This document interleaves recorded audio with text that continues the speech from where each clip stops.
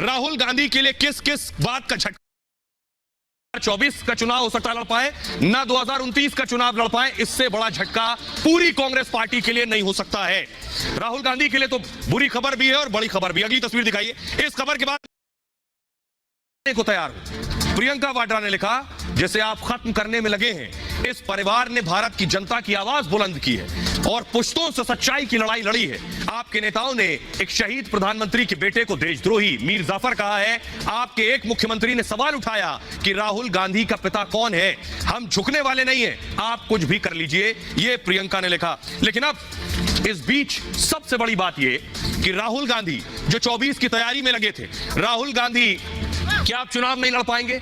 राहुल गांधी का political career खत्म, राहुल गांधी की सियासत खत्म। अगली तस्वीर दिखाई। भारत जोड़ो यात्रा में राहुल गांधी हजारों किलोमीटर चल लिए इस उम्मीद में कि 24 में कुछ लहर पैदा कर सके, लेकिन इस फैसले ने क्या 24 की सारी लहर पर पानी फेर दिया? ये मैं क्यों कह रहा हूं कि इस फैसले के बाद हो सकता है राहुल गांधी 2024 ही नहीं 2029 का चुनाव भी ना लड़ पाए। क्यों? आखिर क्यों नहीं लड़ पाएंगे राहुल गांधी? वो देखिए। वजह है ये, राहुल गांधी सांसद से पूर्व सांसद हो गए। राहुल गांधी को 2 साल की सजा हुई, 2 साल या उससे ऊपर की सजा पर सांसदी चली जाती है। अब राहुल 8 साल तक चुनाव नहीं लड़ पाएंगे। आपके जहन में होगा 8 साल क्यों? तो 8 साल इसलिए कि 2 साल की तो सजा हुई है, तो 2 साल की सजा पूरी करेंगे राहुल गांधी।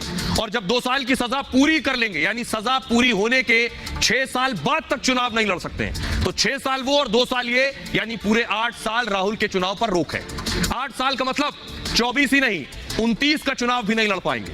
1 साल बाद 24 का चुनाव है, वो भी नहीं लड़ पाएंगे। 6 साल बाद 29 का चुनाव होगा, वो भी नहीं लड़ पाएंगे। अब बचा क्या? 2031। 2031 में राहुल गांधी चुनाव लड़ने के योग्य हो पाएंगे अगर यह फैसला ऐसे ही रहा। आइए अब मैं आपको सुनवाता हूं, सुनिए जरा कांग्रेस के वरिष्ठ नेता सीनियर एडवोकेट अभिषेक मनु सिंघवी क्या कह रहे हैं और बीजेपी के वरिष्ठ नेता और सीनियर एडवोकेट रविशंकर प्रसाद क्या कह रहे हैं।